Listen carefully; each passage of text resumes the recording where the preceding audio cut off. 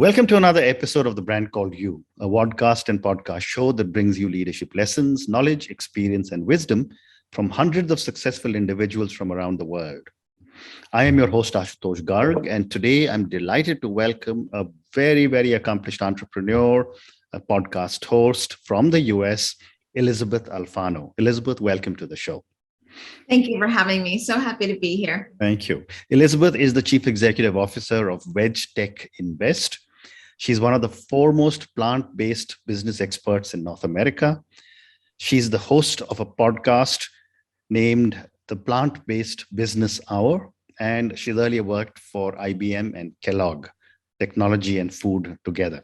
So Elysabeth, let's talk about Vegtech Invest. Tell me about the venture. Yes. Again, thank you for having me. Just thrilled to be here and happy to talk about it with you. Thank you for your interest. So Vegtech Invest is a registered investment advisory. We advise the ETF, Vegtech, Plant-Based Innovation and Climate. The ticker is EATV, EATV. And the reason my partner and I, Dr. Sasha Goodman, started this is because we as investors, we were dabbling in venture, but venture takes a lot of money. And we just felt like we couldn't attain as much as we really wanted to, and we couldn't diversify the risk. And it's much riskier venture than the public markets. We wanted to put our dollars into the public markets, but only for companies that were innovating with plants to create animal-free products for sustainable consumption. We believe, Dr. Sasha Goodman and I, my partner, that that's where the world is going. And we can talk about that. There's so many interesting business reasons for this. But we couldn't find this product. So we thought, okay, we will take the steps to get on the New York Stock Exchange and launch an ETF. And to do that, we started with our company, Vegtech Invest. And then from there, we advise our ETF, Vegtech, Plant-Based Innovation and Climate, ETF, the ticker EATV. Now, just one more thing before I let you pop in. Of course, investment involves risk. So I'm not telling people to do anything. Oh, Please, absolutely. Everyone, you must do your own research on anything that you'd like to invest in. I'm how we started. I will also add that the purpose of my conversation with Elysabeth is not to solicit any investments. It's just to take her knowledge and experience in the field of vegan foods, vegetarian foods, and the industry. So thank you for clarifying that. So tell me, vegetarian food, plant-based food, Vegtech businesses are now really, really hot all over the world. Yes. What is changing? The taste profile or the awareness profile of potential consumers?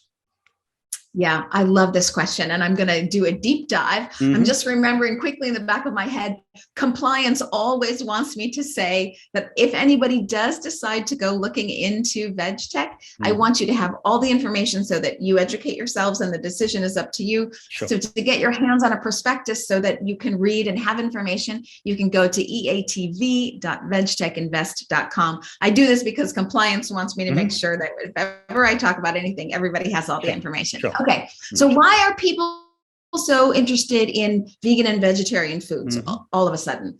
Well, let's think about this. So you've been a vegetarian your whole life. I've been vegan for a very long time, for the majority of your life, a good portion of your life. I've been vegan for quite a long time. We make up actually a small portion of the world. Correct. So about 6% of the world is vegetarian, about 3% is vegan, give or take. People say it's somewhere between 7 and 11%. It's a percentage, it's a good percentage, Correct. but it's not moving the needle. Then you look at the younger generations, millennials and Gen Z, and they're starting to make the connection between the environment, sustainability, and what they eat. And everyone's talking about climate change. And we can talk about this if you'd like to, you will never impact climate change if you don't address our food supply system. You can't have a positive impact on the environment without addressing the egregious nature of our current food supply system. So the younger generations are thinking about this. And then at the same time, older generations, they've heard it for quite a while now from their doctor, like, cut out the red meat, cut out the red meat. So you have these consumers that are aligning their dollars with their values when they go to the grocery store. They are a significant chunk. I'm going to say like 36% have tried, or even, I mean, more have tried, like 76% of people have tried plant-based options, but 36%, give or take, consider themselves what we call flexitarians. Like, Okay. I think I'll work out the meat. I think I'll work in more veggies. Mm. So, that is now a considerable portion. And then you add those to the vegans and vegetarians, you have a sizable amount. Is that enough to change the entire global food supply system? Not exactly, but we're close. What pushes us over the finish line, if you will, is that industry also realizes that animal agriculture is a very inefficient business model. So think about this. We have trees that we love. These trees pull carbon from the air. Okay, well, we cut down these trees to grow grain, grain that has fiber, that has protein. Do we feed this food to people? No, we feed it to animals. And animals need time, land, water. They still need more food because they take 9 months to a year and a half.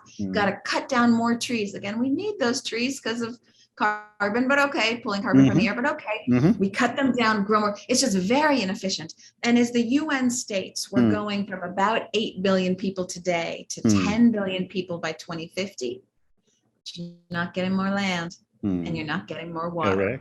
Correct. So as industry thinks about how to run a better business, they know that they have to be more efficient with their resources, and plants are an extremely efficient way of feeding 10 billion people.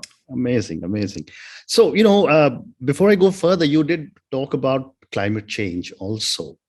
And I'd love to get your perspective on how can a change in this food supply chain actually impact climate change?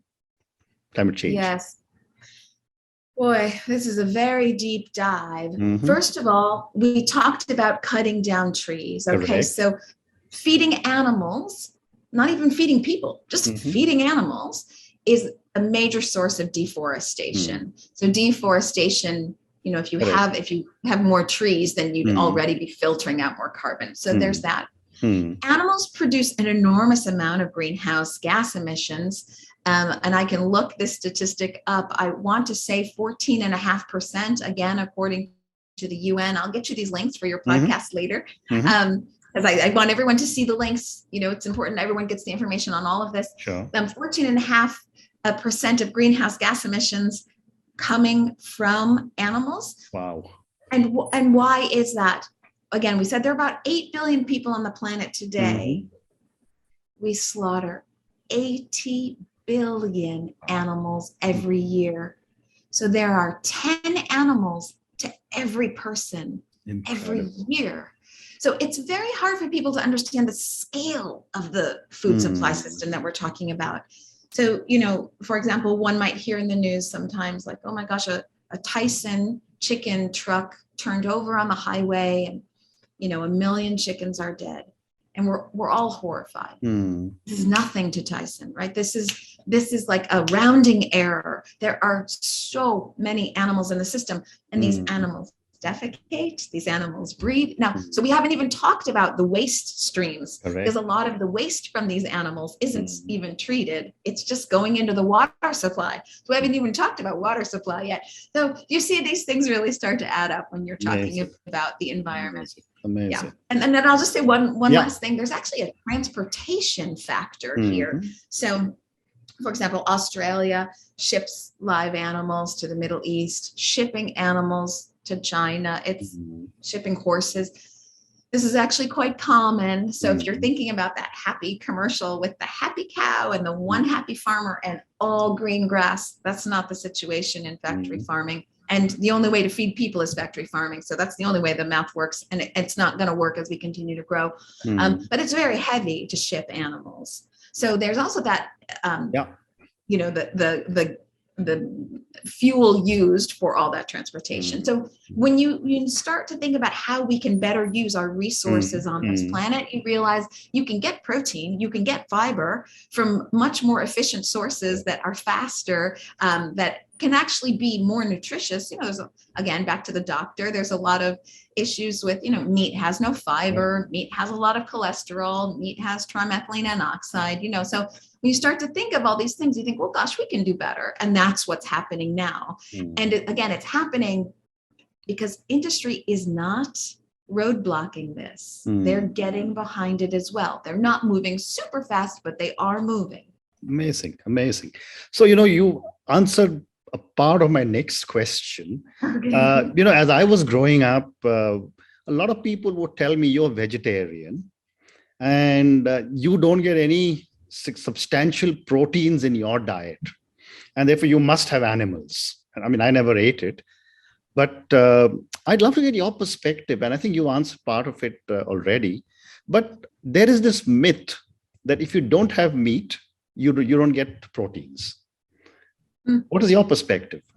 Yes, no. So all protein comes from plants, so if you think about where the largest mammals on the planet, elephants and giraffes and rhinoceros, they all are eating plants. That's how they get their sources of protein. So all we're doing here is we're taking out the middleman. So go to the plants to get your clean protein. This is what animals do. They're very efficient protein concentrators. And what I mean by that is they take all this fiber and protein from the plants and they eliminate the fiber. You don't want that. Everyone's so focused on protein, but you cannot be healthy without fiber.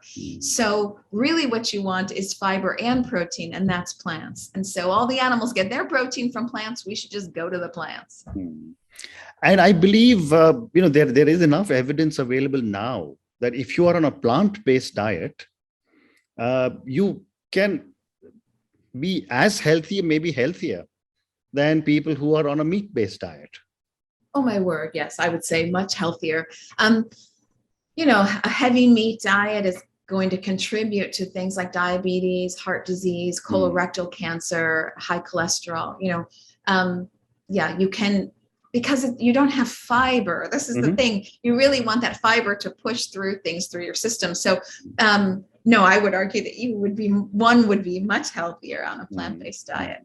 And for the record, this is a personal conversation maybe, but health is a spectrum. It's not black and white. It's not like one is healthy or unhealthy. I would map out the health spectrum personally. I would say, well, there's factory farming. So you've got these animals living in concentrated. It's so funny because, excuse me, I'm going off on a tangent. So you just have to stop me if I talk No, go ahead. It's a fascinating conversation. So, we've just gone through and we're still in coronavirus. And everyone's saying you must social distance. You must social distance. Now we just did the math. 8 billion people on the planet, 80 billion animals. Correct. And we are forcing them to not social distance. We are forcing them to live butt to snout. Now, 90% of the planet of living, breathing beings are not social distancing. Is it any wonder that we have pandemics, etc.? Very well said. It's very, very frustrating, actually. We're running around with masks. We're not going to work. We're not seeing our loved ones, and yet we're still producing factory farms. Did I answer your question? I think I went off on a tangent. And then I forgot. No, you answered it very, very well. So there spectrum. is also... I'm sorry, the health spectrum. Go ahead. So factory farming, and that's where the majority, just do the math, it's really 99% of the meat that we're eating, despite any label. That's really what you're getting. And then I would move from that, so that being the least healthy, right? Because you don't have fiber, you got trimethylene and oxide, got lots of cholesterol, and you've got antibiotics and hormones. Then when you move to grass-fed, if you can get your hands on it for real, not just the marketing label, but actually get that, in theory, you're going to have less hormones and antibiotics. I don't know that that's 100% the case, but at least you don't have that stress of the animal that's all freaked out. And you still have trimethylene and oxide and other things, but a little better. Then you can move to plant-based foods. Now these foods, Beyond Meat, which I love, and Oatly, which I love, and other, Impossible Burgers, which I love, they're not a carrot. it's pretty obvious they're not ahead of lettuce. They're not even trying to be ahead of lettuce. They come in a package. We get it. So they're going to be the next step, but they're still a packaged food. Then from there, I would say on this spectrum, then I would say people who make their own rice and beans and avocados and red peppers and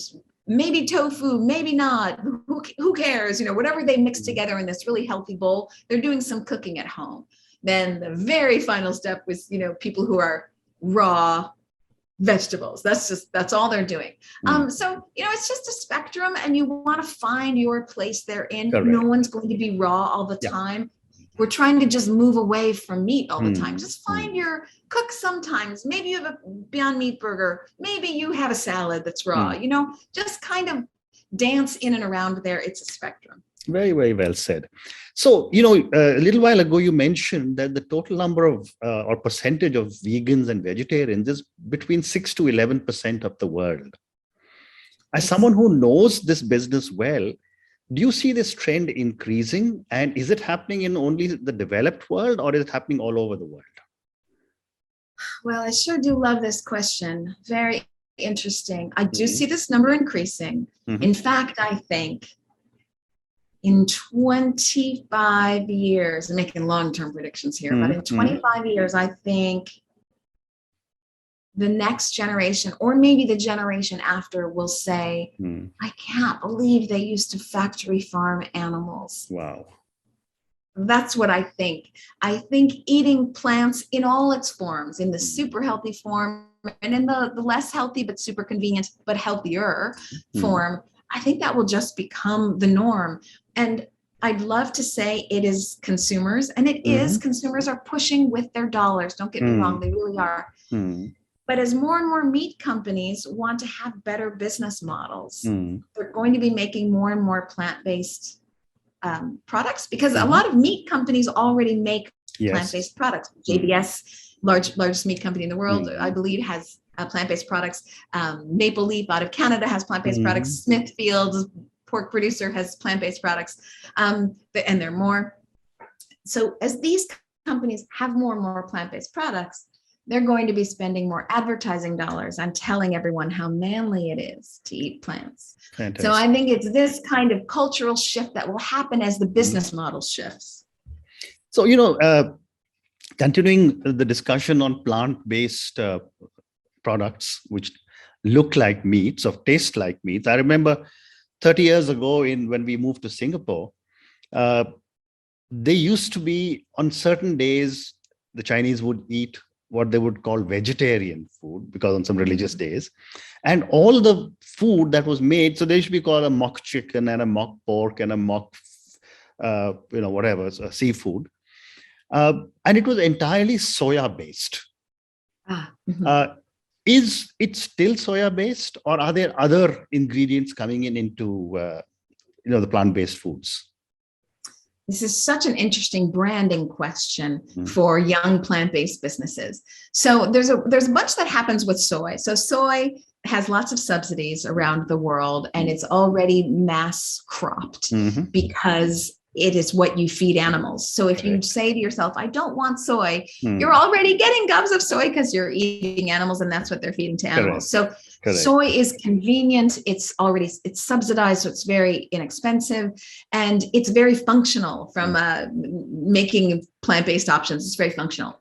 But it's a monocrop, which is not great for the environment. We talked about climate change, and when you monocrop, you crop so much of one thing, you start to deteriorate the soil, and carbon comes up from the soil. So it's monocrop, and then a lot of people want to get away from soy. So what you're seeing is pea protein come into the landscape. You're seeing fava bean come into the landscape, chickpea come into the landscape. And I think from a branding perspective, companies are going to start putting front of pack, maybe not this year, but probably next year, front of your branding pack, we have hemp, or, made out of organic fava bean, or made out of, delicious chickpea. So you're already seeing a lot of this around pea instead of soy. So a lot of people don't want soy, and you're seeing the businesses respond to that. Incredible. And my last question on relating to plant-based food, before I have one question for your podcast as well. You spoke a little bit about the millennials and the Gen Zs, uh, moving towards vegan, or at least beginning to appreciate and understand the advantages of vegan and vegetarianism. What is your perspective when you look at large numbers of millennials and Gen Zs? Is the percentage similar, or is it much higher as compared to the rest of the world? Much higher, but not.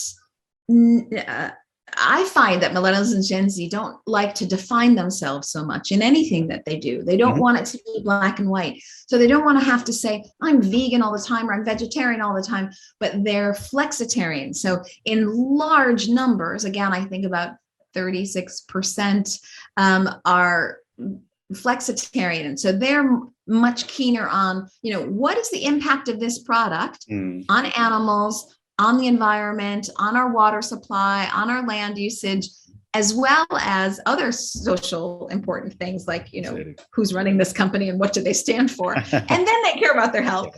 Very interesting. So, very, very interesting. I love your term. Sorry, go ahead. No, I just, it's so inspiring. When you think about when we grew up, you and I grew up, food companies told you what to eat. They just told you, this is what we're giving you and you're going to like it. And here you have millennials and Gen Z saying, no, I don't want this and I don't want that. And don't think you'll do that. And I won't support that. It's wonderful. They have a voice and they align their dollars with their voice. It's great. I know. I agree with you. And I'm just going to comment that, I love your term flexitarian. I remember a colleague 20, 25 years ago or 30 years ago in Singapore who used to call himself an adjustarian. He would adjust to eating non-vegetarian if he was stuck. Otherwise, he would stick to vegetarian. I said, so you're flexitarian is the first time I've heard a term after adjustarian. So very interesting. So Elysabeth, I have time for a couple of more questions, and I wanted to talk about your podcast. As a fellow podcast host, you have a podcast titled The Plant-Based Business Hour. Tell me a little bit about your podcast and the areas you focus on. Yes. So on the Plant-Based Business Hour, which anybody can get on iTunes or wherever you get your podcast, I interview the CEOs of established plant-based companies or upcoming plant-based companies, startups, or any thought leaders who have written books on the subject, or analysts who are analyzing these companies. I try to, the scientists even sometimes will get into the science behind it because it is so interesting. Even environmentalists, as they talk about how we need to shift the global food supply system. So I'm really talking to the thought leaders and the CEOs of the major plant-based companies that are really at the forefront of shifting our food supply system. And what they're doing, it's so wonderful. They're marketing and branding and giving people this option to have something else other than meat is really helping to educate people about how our food supply system impacts the environment. So I'm grateful to them for all the work that they do in addition to their business. Amazing. Elysabeth, on that note, thank you so much for speaking to me. Thank you for talking to me at such length about plant-based foods, about veganism, about climate change, about all the incredible work you are doing. And you are really an incredible reservoir of knowledge on this business. I've learned so many new things from you today. Thank you again and good luck. Oh, thank you. I'm so happy to be here. And if anybody has any follow-up questions, just come find me. You can find me at Elysabeth@vegtechinvest.com. And thank you for all you do. Thank you. Thank you for listening to the Brand Called You videocast and podcast, a platform that brings you knowledge, experience, and wisdom of hundreds of successful individuals from around the world. Do visit our website www.tbcy.in to watch and listen to the stories of many more individuals. You can also follow us on YouTube, Facebook, Instagram, and Twitter. Just search for the Brand Called You.